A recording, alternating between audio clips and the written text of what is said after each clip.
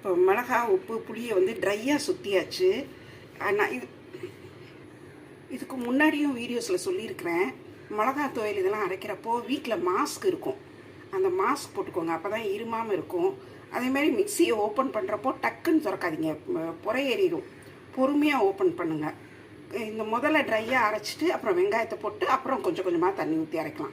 இப்போ கொஞ்சம் கோர்ஸாக தான் இருக்குது, நைஸாக பவுட்ரு பண்ணல.